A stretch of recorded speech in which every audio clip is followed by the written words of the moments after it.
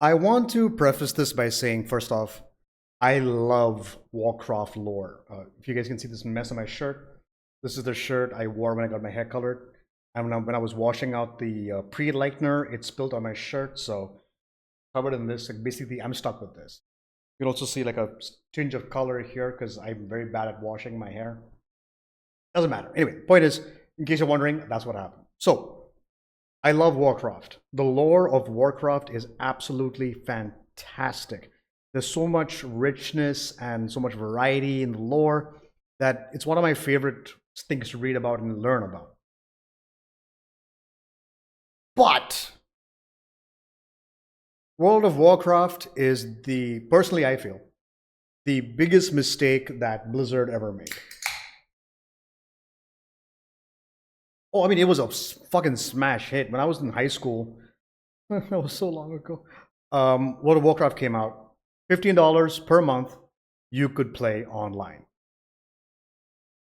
And you could go to all the various locations, all the new locations.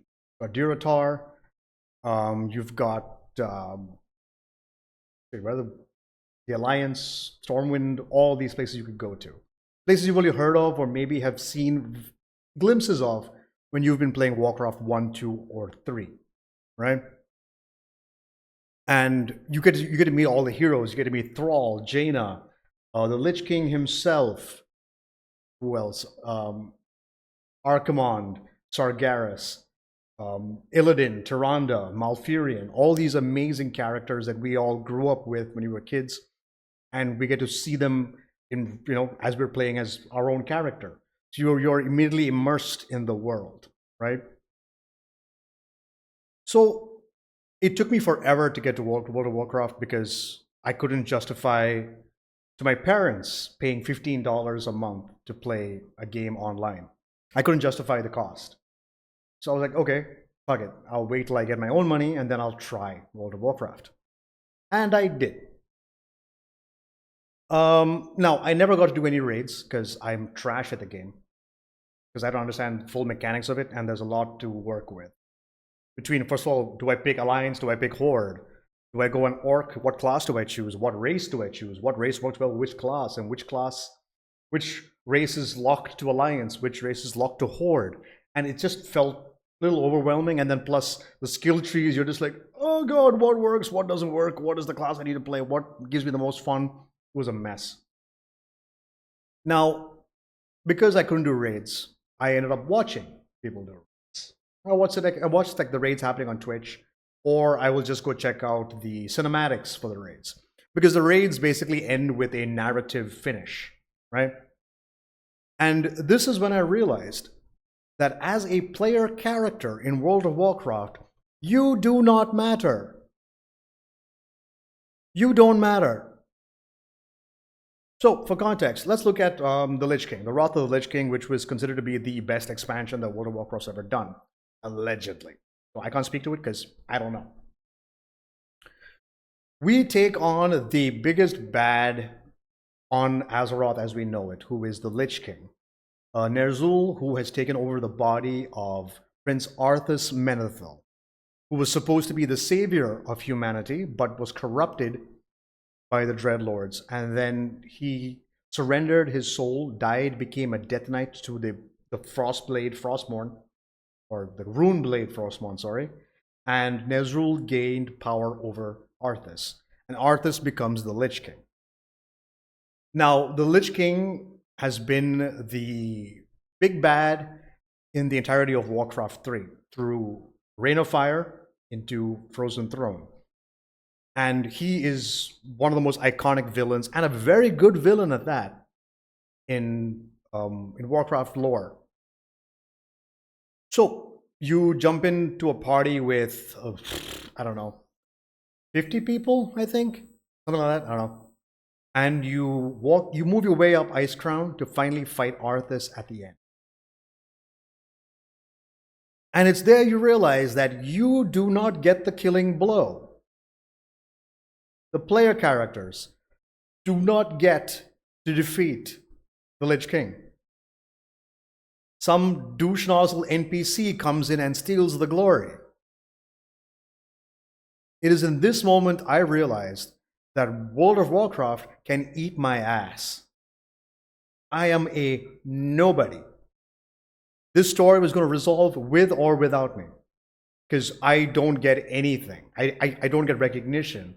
I'm just called, oh, champion, or hero, or fuck you. Fuck you, Blizzard. It's all about the named characters. We do not matter. That's when I realized that World of Warcraft can die in a fire, and if I never play it again, I lose nothing. The quest system, trash. The missions, meh. The classes, just derivative as shit. And I personally, I don't give a fuck. For you Warcraft lovers, you WoW lovers, good for you. But for those of us who actually give a shit about narrative, go eat a dick, because this is shit. Anyway, all that preamble to say, there is a page, there's a channel on YouTube they call Platinum WoW? Yeah, Platinum WoW. And they are fantastic. It's a fantastic page. They talk about the various characters and stories within the Warcraft lore. And Kel'Thuzad, who is actually one of my favorite characters from Warcraft 3. I love him a lot. He's kind of pivotal to the rise of the, as they call, the Undead Scourge. So I know a bit of his history, I know a bit of his story, but Platinum WoW does it better than anybody else. Like, they have all these animations that they've done their own rigging and created cool stuff, like cool cinematics of their own, which are damn well done.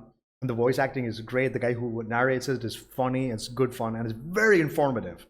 So we're gonna watch Kel'Thuzad, the mage that doomed humanity. And I can't wait to watch this. I've been waiting for new uploads from Platinum WoW. Even though I fucking hate World of Warcraft, I still love the lore. So let's get into it, shall we?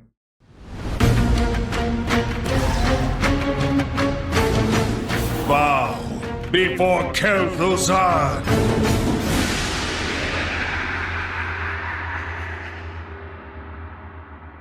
Kel'Thuzad's necromantic rise into becoming a lich was done with a pathway paved with good intentions. Well, kind of. Let me explain. Kel'Thuzad was originally a part of the Council of Six, the leaders of the city of Dalaran, which was the heart of the Alliance's connection to the arcane. They studied all types of magic from evocation to divination, but there were certain schools of magic that were off limits. The Orcish invaders of the Eastern Kingdoms meddled with dark magics never seen by the Kirin Tor mages. They used twisted, dark, necromantic magic to raise Alliance soldiers and undeath and fuse their corpses with the souls of Orcish warlocks. This school of magic, necromancy as they called it, was forbidden. But Kel'Thuzad, member of the Council of Six, was utterly fascinated by it. It's weird the amount of settings where necromancy is considered to be illegal. And it makes sense, because if you are powerful enough of a necromancer, you can raise an army and take on a kingdom and destroy everything. Necromancy's the length and breadth of necromancy is extremely large, and the implications it has is extremely scary and devastating. So having necromancy be banned all the time, it makes sense from a political standpoint, but at the same time, it is quote-unquote the forbidden fruit, and everyone knows the forbidden fruit is the quote-unquote sweetest of them all. So yeah, Kel'Thuzad likes to mess with undead.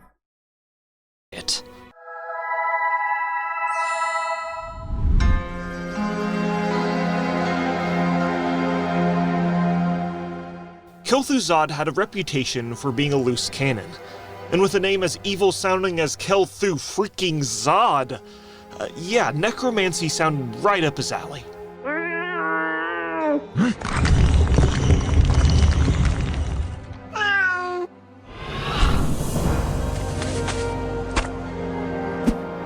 At first, Kel'Thuzad started with raising small creatures.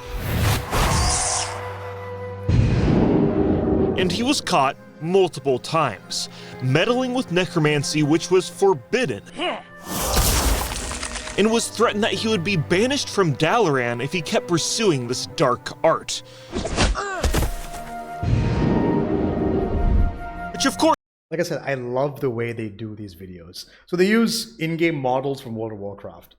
And I'm sure either SourceForge Maker or some other like animation studio, they're just using those same wireframes and those same like models and creating their own animations. But it's still like even the whole like that's an emote that you can do as a human player. Actually, I think that's an emote for all the class, like all the races. I think that's the angry emote or taunt or come at me bro kind of emote. So they're just using all the existing stuff to create this cool shit, and it's awesome. It's really well done, as you can see. Of course, he continued to do in secret.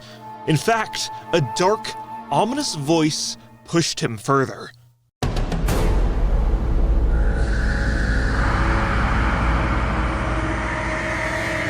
Kel'Thuzad didn't know it at the time, but the Lich King, entombed atop the frozen throne, infiltrated his mind and helped Kel'Thuzad in the pursuit for his new sadistic passion. Hey, I got an awesome idea. You just do what I say, okay?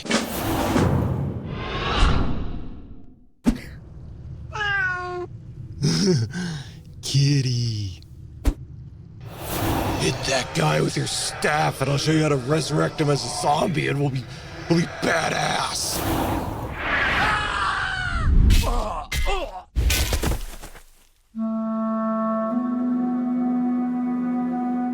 Time and time again, the other members of the Council of Six would confront Kel'Thuzad about his forbidden research, yet they only discovered the surface of his depraved study. He refused to denounce his research.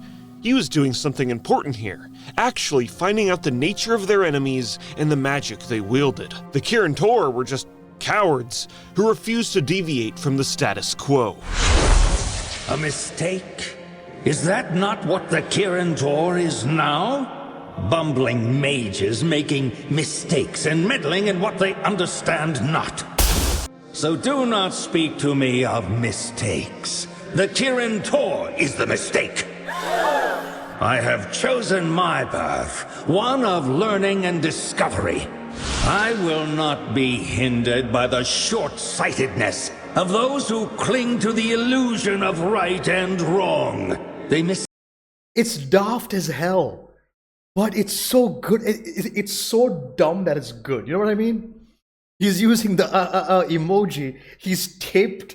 They fucking photoshopped a bunch of glasses with the tape on it to the fucking head of the Kirin Tor, and it's just it's good. It's so bad. I love it. I love this channel. You guys should go check out Platinum WoW. They do an amazing job. Take cowardice for morality and wisdom for mediocrity. True power can only come from sacrifice, from setting aside taboos and fear, and venturing into the unknown. Now go, before I find use for you in one of my experiments.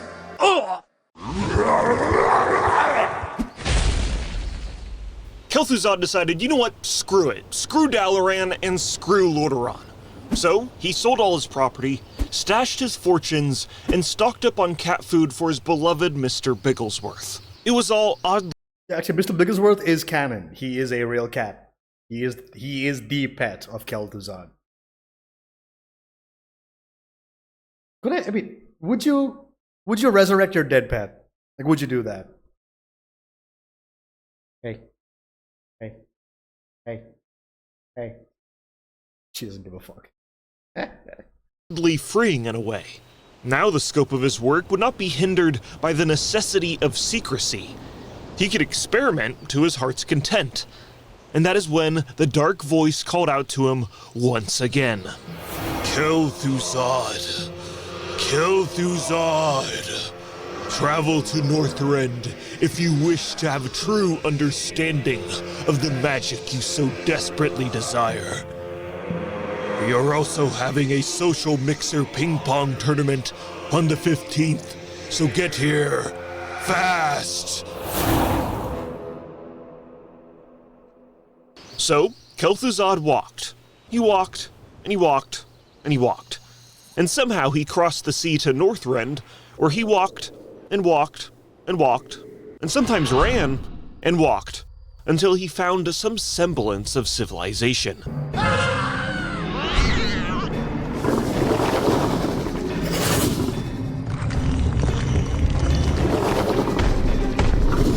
The Lich King sent me to aid you. I am Nubarak, ancient king of Ner'Zhul. Hey, don't worry about him. That's Mr. Iraq. He's one of my homies. He'll show you where to go. Okay, see you soon. Bye. That sounds logical. Yes, right away. The bewildered Kel'Thuzad was escorted through the ruined city of Ner'Zhul.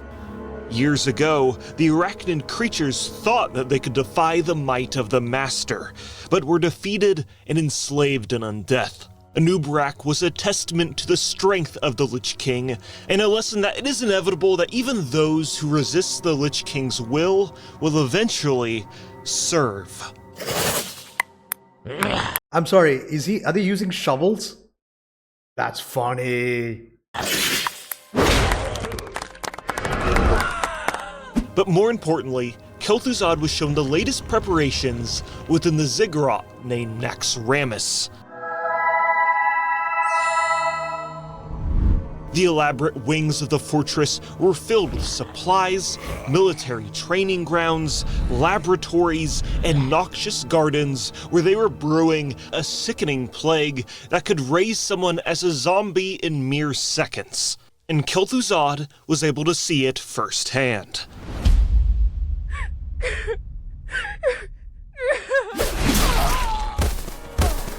During Kel'Thuzad's tour, Nubarak slays one of the human prisoners they have, and they instantly turn into a zombie and start eating their husband.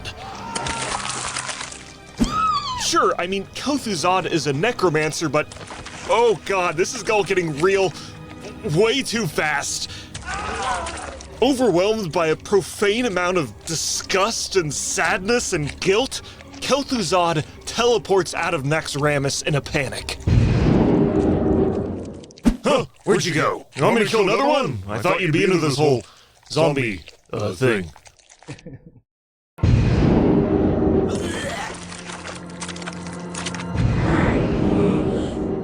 After Kel'Thuzad's pointless retreat, a group of wraiths surrounded the fleeing wizard, telling him what was even the point of escaping?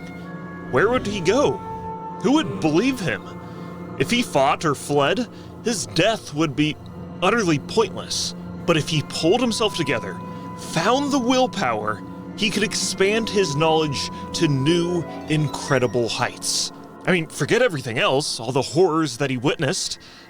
This is what he came here for, right?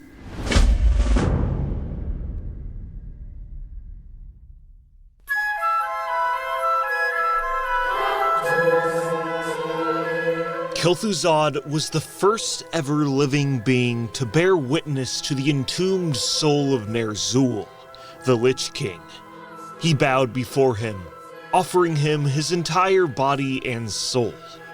The horrors he had witnessed, the shredding chill of Northrend, and the unrelenting aura of his master broke Kel'Thuzad so that he may be rebuilt as the herald to the Lich King's domination. I'll now read an excerpt from Road to Damnation, a short story published by Blizzard back in Classic WoW. Now this is just a clip of the fully narrated story filled with sound effects and music that you can listen to by becoming a channel member or by visiting my Patreon. In the story, Kel'Thuzad utterly surrenders himself to the Lich King, and his new master says,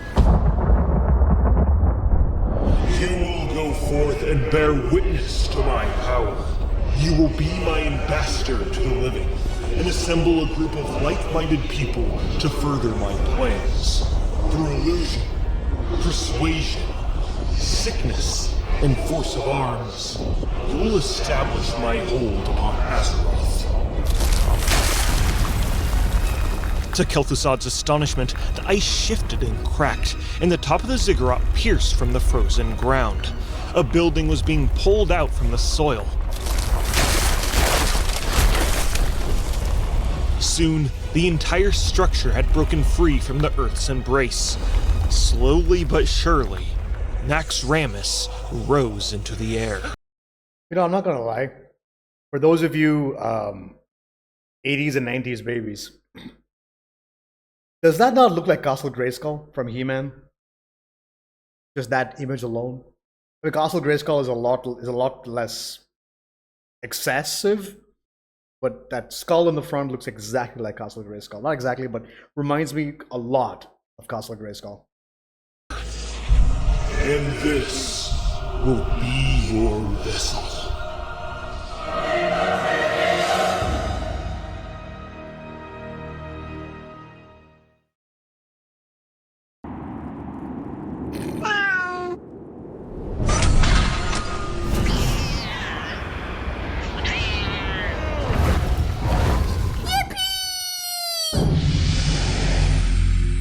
Kel'Thuzad was now the herald of the Lich King's destruction, and had a sick-ass flying death fortress to float back to Lordaeron and sow the seeds of undeath. Now, it's explicitly said in the Warcraft visual guide that Kel'Thuzad returned to Lordaeron in his humongous flying fortress of death. But I'm not sure how every citizen of Lordaeron didn't notice this horrifying, humongous flying fortress. I guess he just hid it conveniently behind a mountain? I'm not really sure. Over the span of 3 years, Kel'Thuzad began to amass a group of loyal followers, disguised as a priest preaching a new religion with quite an ostentatious set of robes. He attracted the downtrodden and rejected citizens of Lordaeron who were the lowest class and used his charisma, wealth, and cute pictures of Mr. Bigglesworth to convince them to join his cause. What is it? He preached the promise of a brotherhood of equality and eternal life, an ideal society free of all the burdens which were forced upon them now, like taxes. Who the hell likes taxes, huh? All right. A fateful choice.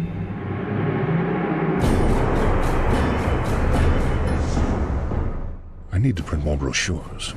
Now, of course, the concept of worshipping his master and reveling in death would later be revealed as a core part of his cabal, and Kel'Thuzad went totally mask off with the name and called it the Cult of the Damned. I always wanted to start my own religion.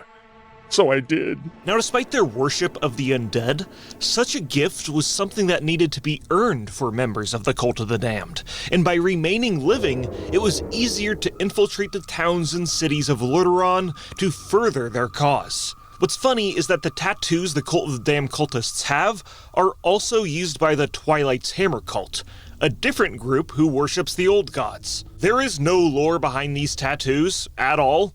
They just have them because it looks badass and sick and twisted, yeah! As the cult grew, Kel'Thuzad had more influential people join through his wealth and charisma.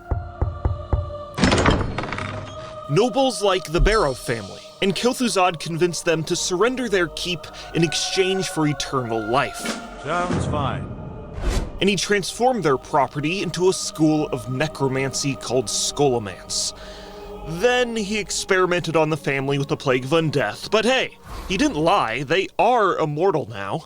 And by the end of these 3 years of coercion, there were many hidden cultist outposts, and northern Lordaeron was practically completely under the control of the Cult of the Damned. Okay, first off, Scholomance is a terrible name for a school. Anyway, whatever. Waiting for when their leader announced the Day of Reckoning. When that day did come, the Necromancer's plans worked almost instantly.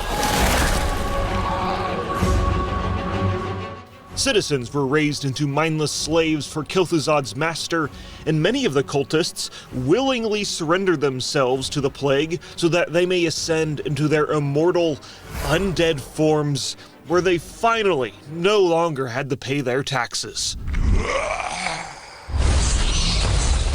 Are you enjoying this, mortal? Indeed. During this orchestration of power, Kel'Thuzad was supervised by a servant of the Lich King, the Dreadlord Mal'Ganis, who helped bring about the spreading of the plague. One of their most effective tactics was using the agricultural hub of Anderhal to distribute plagued grain across Lordaeron to the neighboring towns. Have you heard the one about the Nathrezim baker? He was a bread lord! No, seriously, that's why we used infected grain to spread the plague of undeath. It was his thing.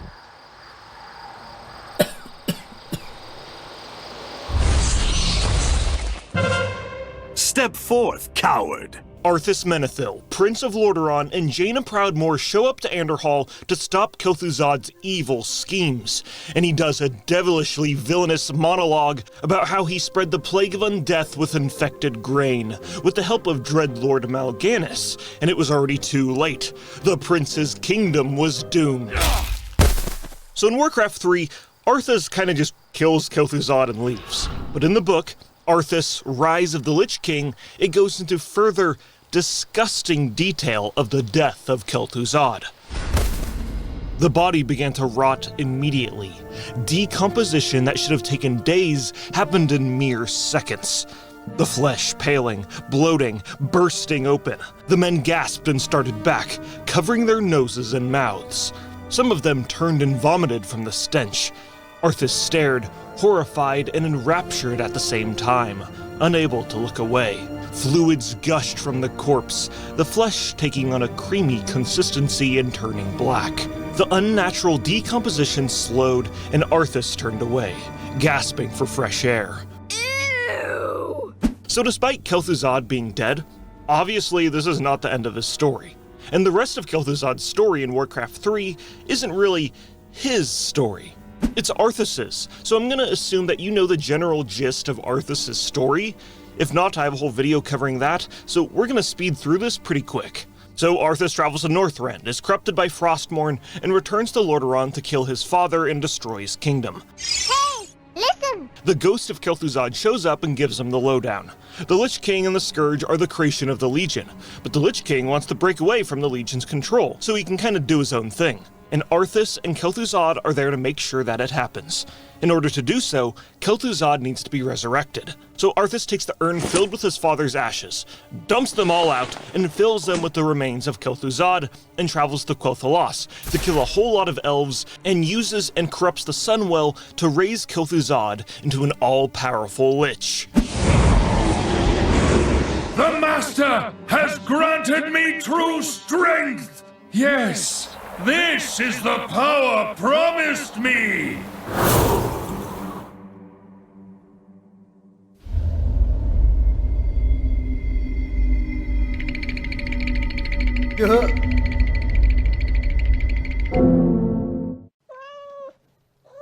Oh no, don't you worry, Mr. Bigglesworth.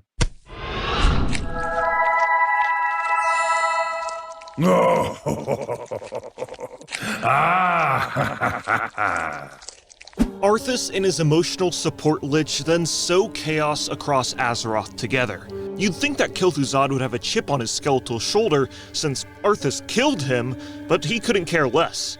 This was all a part of the Lich King's plan, and Arthas was his chosen champion.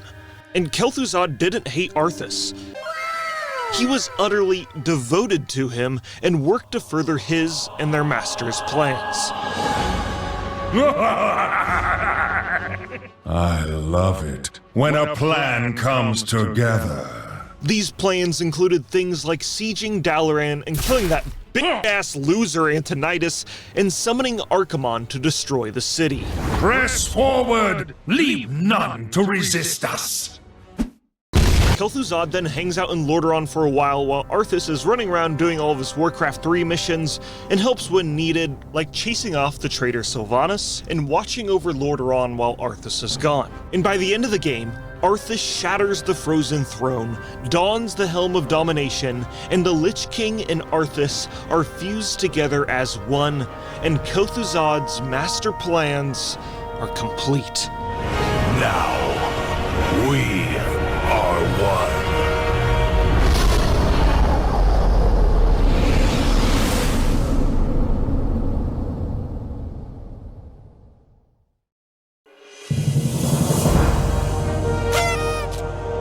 Alright, with the Lich King and Arthas merged as one, his master has finally broken free from the Legion's control, and they can do whatever they want. Which is, also spreading death to the living. So in the floating citadel of Naxxramas in Classic WoW, Okay, so this is where my knowledge of everything that happens. Warcraft 3 Frozen Throne is where my interest in the lore ends. After this, the writers at Blizzard fuck it up as far as I'm concerned. But let's see what happens post the end of Frozen Throne. Kel'Thuzad led a Scourge invasion across Azeroth, and lore-wise, it's Alliance players who raid his floating citadel filled with his merry band of undead minions. I am The Archlich of Naxxramas, Lich Lord of the Plaguelands, Commander of the Dread Necropolis, Master and Founder of the Cult of the Damned, formerly of the Council of Six, Summoner of Archimond the Defiler, the Betrayer of Humanity, Hearthstone Enthusiast, and Major Domo to the Lich King himself, Kel'Thuzad! Oh, wait. I forgot Creator of the Abomination. Can we take it again from the top?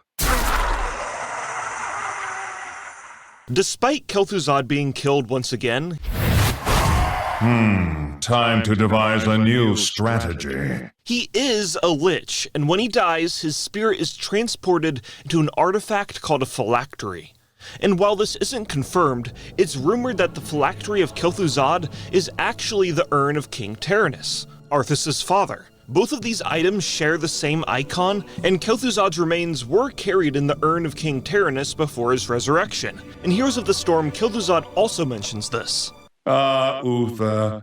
Always meant to thank you for the urn. It's made quite the phylactery. Just shut up, will you? We've got a battle to win. And by the way, Kel'Thuzad just has some amazing interactions in this game. Watch your back. Okay. I will. So Heroes of the Storm is not canon, but his phylactery being King Tyrannus Menethil's urn might be the case. But players foolishly don't destroy the phylactery, and give it to a man named Father Inigo Montoy, who turned out to be a traitor. And he takes the phylactery to Northrend so Really? Inigo Montoy? Developers, Blizzard, Jest. the Archlich of Naxxramas could be revived yet again. Our enemy is making error after error. How excellent. As a reward for his loyalty, Inigo Montoy is also transformed into a Lich named Kel'Thuzad the Duskbringer. But wait! For $10, you can also buy the battle pet Lil KT, and receive a letter in the mail from Kel'Thuzad himself that reads, I am Kel'Thuzad, Lich Lord of the Plaguelands. You may have seen me in such instances as Naxxramas, Old Hillsbrad Foothills, and Naxxramas. Again, as a member of the KT fan club, now you too can have a little piece of everyone's favorite Archlich. Enjoy, or I will freeze the blood in your veins! But yeah, once again, in Wrath of the Lich King, players enter Naxxramas to fight all the same bosses and Kel'Thuzad, again, and he dies for the third time. But his phylactery is nowhere to be found.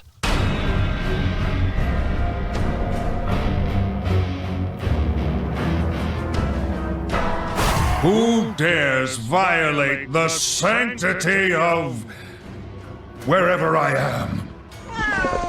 The next time we see Kel'Thuzad is in the Shadowlands expansion, and he allies with the Jailer, who's the guy that orchestrated the creation of the Helm of Domination.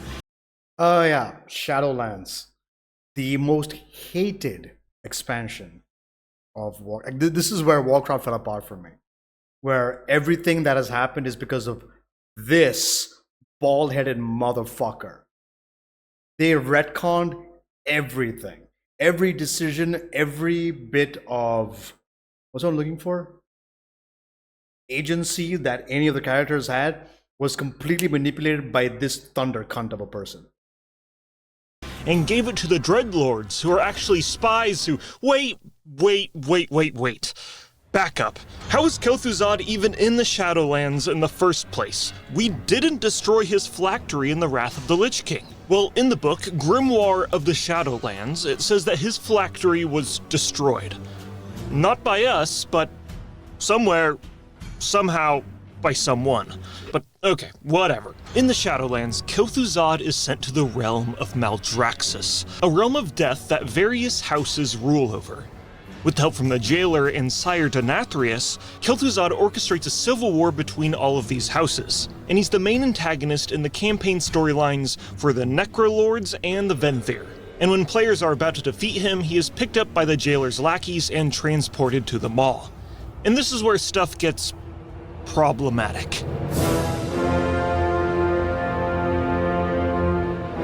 Kel'Thuzad is now one of the bosses in the Sanctum of Domination raid, and in this raid, when players first encounter Kel'Thuzad, he says, For too long I've had to disguise my true motives, pretend to serve false masters, when all the while it was I who helped architect Azeroth's end. The hour has come to make you pay for the indignities I suffered at Naxxramas. Now, at long last, you will kneel before Kel'Thuzad!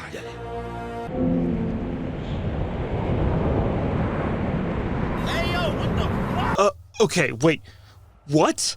Did Kel'Thuzad just say that he was pretending to serve the Lich King and Arthas this whole time, and in reality, he was secretly in league with the Jailer in the pursuit to bring about Azeroth's end and remake reality? Is this entire video I just made pointless now? Apparently not, as later there would be an interview with the former lead narrative designer Steve Denuzer, who says, and I quote, "When it comes to Kel'Thuzad and the Jailer, while we have talked about him being in league with the Jailer, the biggest part of that was during the events of Maldraxxus after he had gone to the Shadowlands, after his final defeat on Azeroth. So when Kel'Thuzad says, pretend to serve false masters while all the while it was I who helped architect Azeroth's end, he's referring to his involvement in Maldraxxus and pretending to serve Margrave Sindane in the House of Rituals. But when like maybe half of the player base can even interact with the storyline, and Kel'Thuzad mentions things like Azeroth's End and Naxxramas, his citadel when he was living, and also, this is an expansion filled with recontextualization of pre-established lore, well, you can see why people assume this was an entire character assassination of Kel'Thuzad. And during Kel'Thuzad's fight in the Sanctum of Domination, we defeat him once and for all and destroy his phylactery. Which is hilarious that in the real world he has death insurance with a phylactery, but not also in the realm of death, he also has death insurance with a phylactery. My phylactery! Wait! Stop! I can offer you unimaginable power! And with that, Kel'Thuzad is slain for the fourth and final time.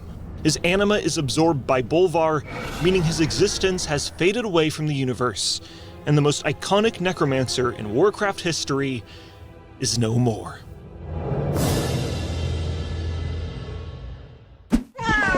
But hey, at least there's a slime cat version of Mr. Bigglesworth in this raid.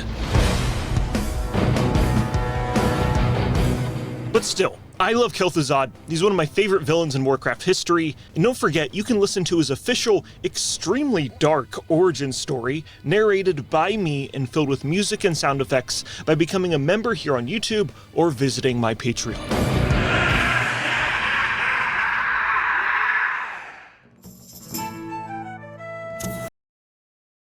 So yeah,